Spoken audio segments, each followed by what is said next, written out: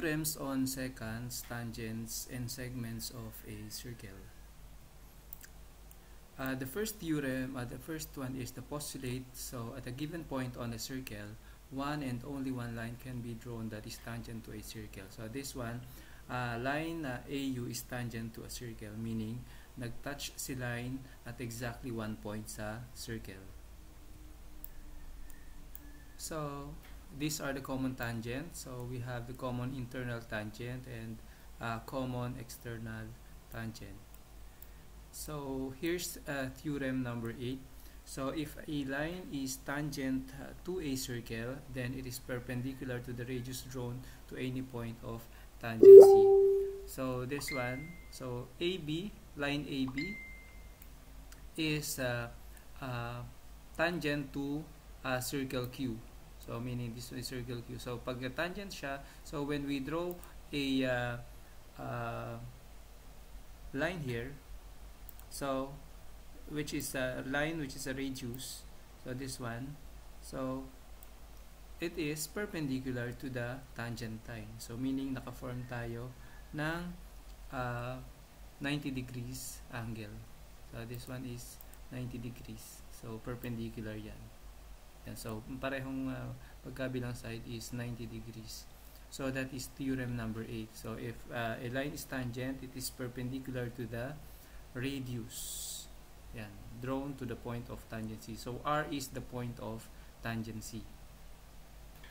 Okay, next one is theorem number 9. So if a line is perpendicular to the radius of a circle at its end point that is on the circle, then the line is tangent to the circle. This is just the same as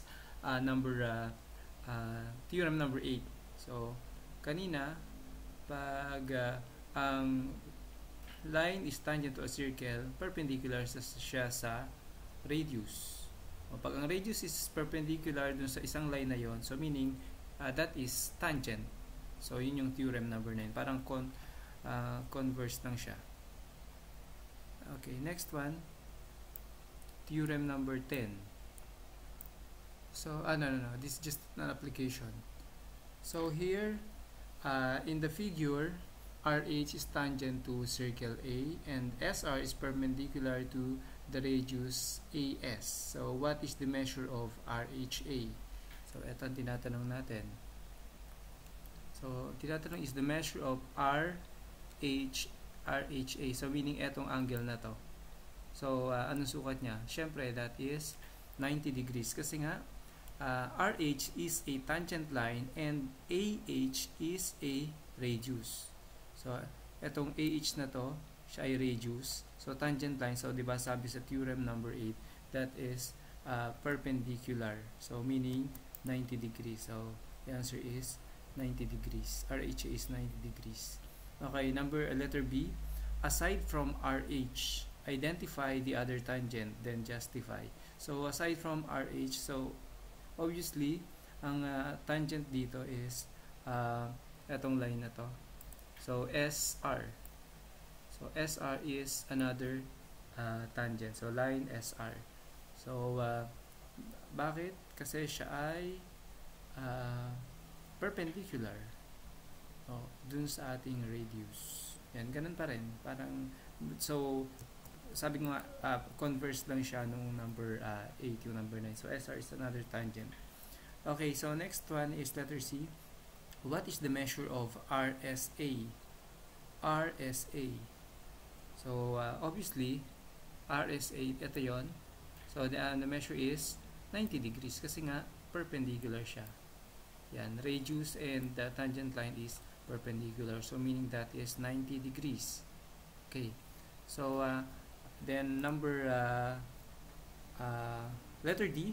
So yan, may given na tayo. If the measurement of SAR, yan, indicated na dito. If the measurement of SAR is 56 degrees, what is the measurement of SRA? SRA, so meaning ito, yung angle na nasa taas. So, yan. So, SRA. So, ito yung angle na tinatanong. So, SRA. So, syempre, this one forms a triangle. So, di ba, ang triangle natin is the sum of interior angle of a triangle is equals to 180 degrees. So meaning, i-add lang natin si 90 and 56, then i-minus natin sa 180. So what is the answer? The answer is 34 degrees. Okay, so that is the measurement of angle SRA. Okay, so that's theorem number 8 and number 9. Okay, so let's proceed to theorem number 10.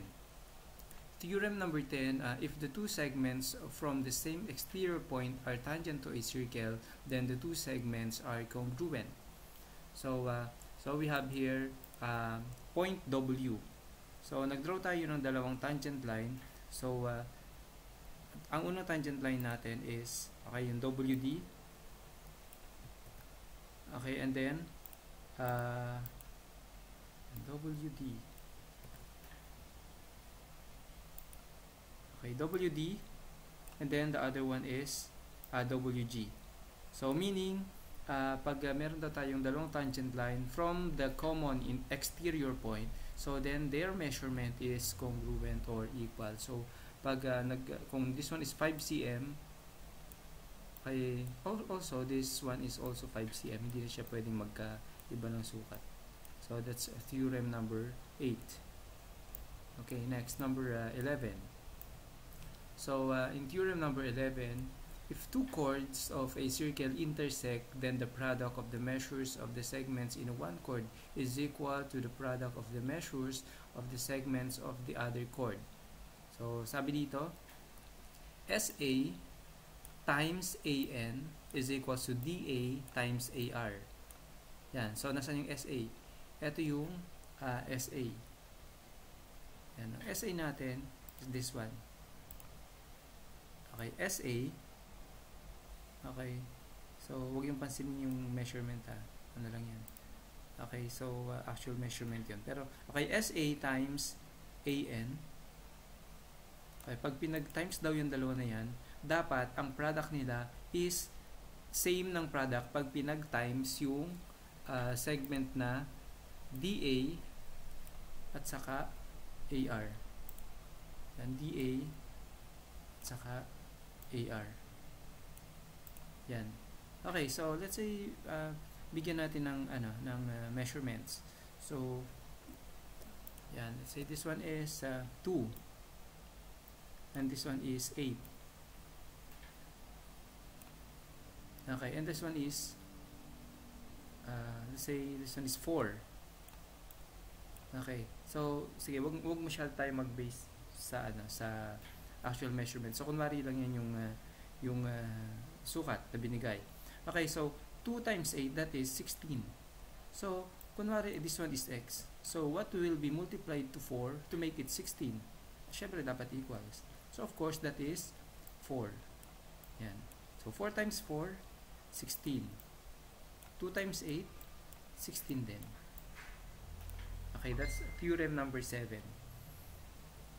Okay, so next natin is, okay, theorem number 12. So, if 2 seconds of second segment of a circle intersects from an exterior point, then the product of the length of 1 second segment and its external second segment is equal to the product of the length of the other second segment and its external second segment. So, medyo mahaba yung theorem number 8, pero let's make it simple. So, sabi dito, Rn times Re. So, Rn, isang haba. Yan, yung buong segment. Okay.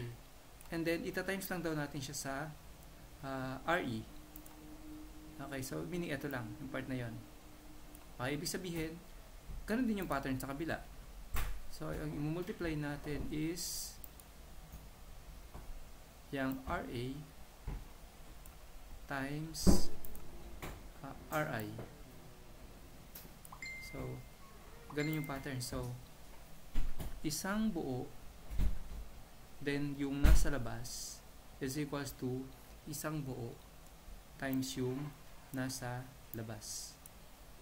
Okay, so, ganun yung pattern yan. Okay, so, That's theorem number 12. So later may example tayo dyan. Okay, that's theorem number 13. So for theorem number 13, if a tangent segment and the second segment of a circle intersect from an exterior point, then the square of the length of the tangent segment is equal to the product of the length of one second segment and its external segment. So meaning, okay, ito yung tangent natin. Okay, this one is our tangent. Okay, yung OC. And then we have a second segment. So lumagpas kasi siya, tumagos. So yun yung given natin. So sabi dito, ang solution natin is, okay, dapat pag in-square to, itong OC, okay, pag nag-square tayo ng OC, so o multiply sa sariling OC, dapat ang sagot niya is equal pag multiply natin yung isang buo,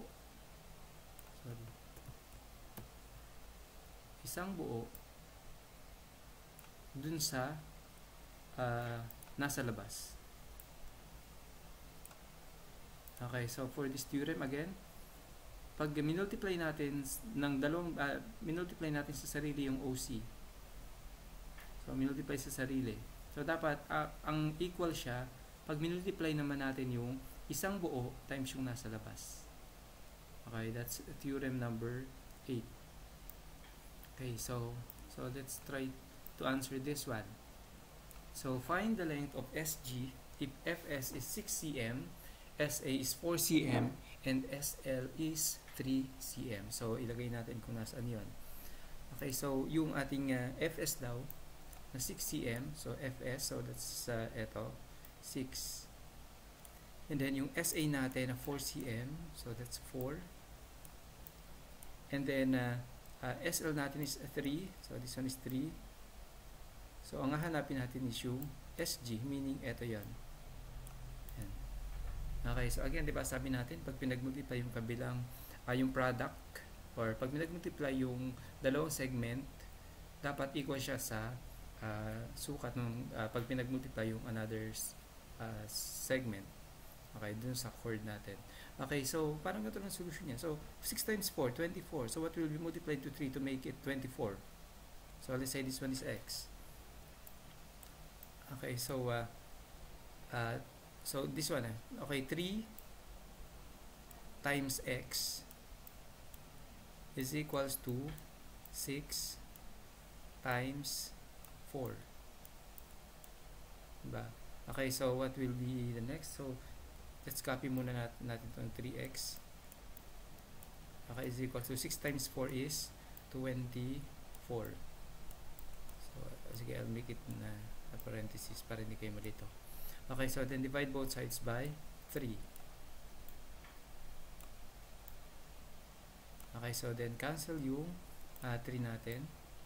So the answer will be x is equals 24 divided 3, that will be 8. Okay, so therefore our answer is, okay, the answer is x is equals to 8. Diba tama naman siya? 6 times 4, 24. 3 times 8, 24. Okay, that's checking. Okay, so next is, that's example number 1. Okay, so that is, ano kaya yan? That is chord, no? Kasi dalawang chord yan na nag-intersect sa loob ng circle. That's chord.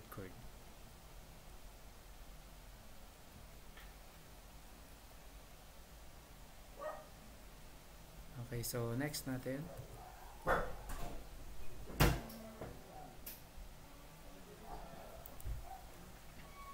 Okay, the next one is, okay, example number 2. Using the figure, answer the problem. Find the length of FI if TI is equal to 16. So, lagyan natin ng label yan. Yan, 16. CTI. So, TI. So, ito yung isang buo. Ayan, 16. And then, SH is 10. So, SH is 10. And then HI is 8. 8. Okay, so, di ba? Paano pag nanto yung case? Dalawang second, second, yan. Okay, so, that is, yung kanina, isang buo. Yan. Okay, wait lang, lagyan natin ng line. Okay, diba kanina, isang buo times naputol. Okay, isang buo times yung nasa labas. Yan. Dapat equal siya sa isang buo times yung nasa labas. Sorry, mali yung kulay. Yan, isang buo times yung nasa labas lang. Yan. Okay, so yun yung pattern doon. Okay, so meaning, dito, let's say, gawin natin x yan. This one is x. Yan. So, di ba, ano yung isang buo? Dito muna sa may unknown. Isang buo natin is 16. 16. Okay, ita-times natin sa x kasi yun yung nasa labas lang. Okay, isang buo times yung nasa labas. Then is equals to, then dapat isang buo din. Ano yung isang buo natin sa kabilang side? 8 ba? Or 10? So, pag isang buo, syempre ipag-add natin yung dalawang segment yan. And that is 18. Times, ano yung nasa labas? 8. That is 8. Okay. Okay, so gets yun na. Okay, isang buo. Tama, isang buo 16 kasi from labas hanggang dun sa T, yung IT. So pwede natin lagyan yan kung gusto nating lagyan ng segment. So 16 natin, so IT or segment IT times segment IF. Okay, equals to isang buo SI or IS times HI o IH. Yan, diba? Okay, isang buo. So, sa kabilang side, dun sa SI natin, magkahiwalay yung dalawang segment. So, kaya naging 18 siya kasi pinag-add natin kasi nga, isang buo yung kailangan natin. Okay, isang buo siya. Okay, isang buo. From S papuntang I. O I to S. Yan. So, isang buo yun. Kaya, that's 18. Okay, so, let's simplify. So, 16 times x, so that is 16x, of course. Is equals to 18 times 8, so that is 144.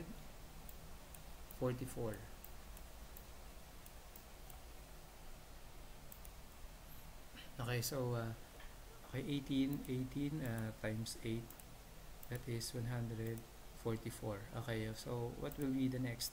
Okay, so divide natin both sides by, okay, we will divide both sides by 16. Yan, para mawala yung 16 dito sa kabilang side.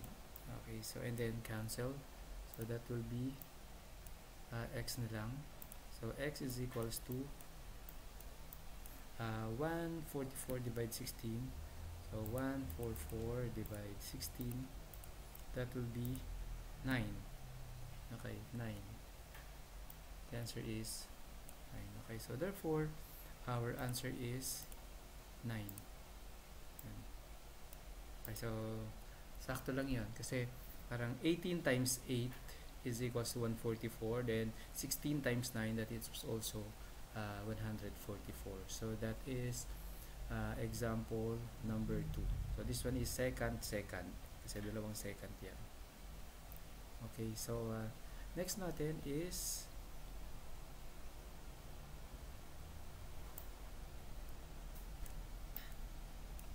okay, so example number 3. So in this example, we have a secant. This one is okay, a secant and a tangent. tangent. Yan, isang second and tangent. Okay. Kung maalala nyo kanina, ano yung sabi ko? So, dapat ang product, o pag pinag-times natin, yung nasa labas, times yung isang buo. Okay, dapat, ang sagot niya is equal pag pinag-times natin sa sarili niya yung sukat nitong cm na to. Yan. Okay, yung tangent. Okay, so sige, lagyan natin ng measurement. Okay, so TS daw is 6 cm. 6. And then SM is 4. Okay. So, paano nga ulit yun? So, let's say this one is X. So, itong X natin, di ba? Sabi natin, ita-times sa sarili niya. So, meaning, X times X or X squared. Di ba? I-multiply sa sarili niya. So, meaning that is X squared or X times X.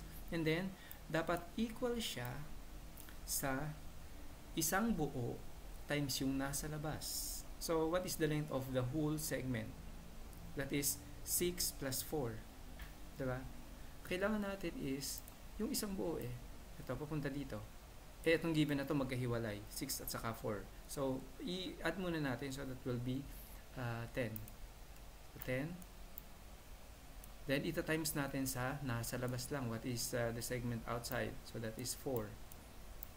Okay, then, lagay natin x squared is equals to 10 times 4 is 40. Yan. Okay, what will be the next step? Okay, next natin is, syempre, naka-squared yung kabilang side. So, we will get the square root of both sides. Okay, the square root of both sides. So, square root ng x squared, that will be x na lang. Okay, and then the square root of 40, yan, ito, 40 is not a perfect square kasi the perfect squares are, let's say, 4, 9, 25, 36, 64, so hindi siya sakto. So, what we're going to do is, we will get the factor of 40, wherein, one factor is a perfect square para mailabas natin. Okay, ma-simplify. Okay, what are the factors of 40? Pwedeng 8 times 5, diba? 10 times 4.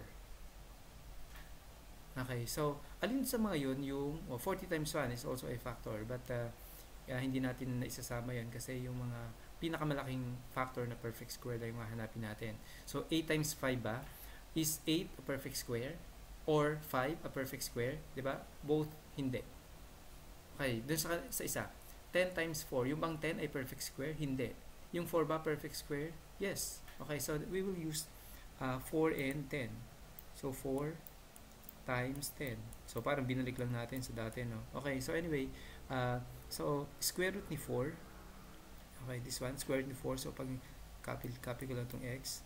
So, ang square root ni 4 is 2, diba? So, pag nilabas na natin yan, 2 na lang siya, hindi na siya 4. Then, since 2 is not a perfect square, so, lagay natin yung 2 square root of 10. So, the answer will be in the form of radical. And so, the answer is x is equals to 2 square root of 10.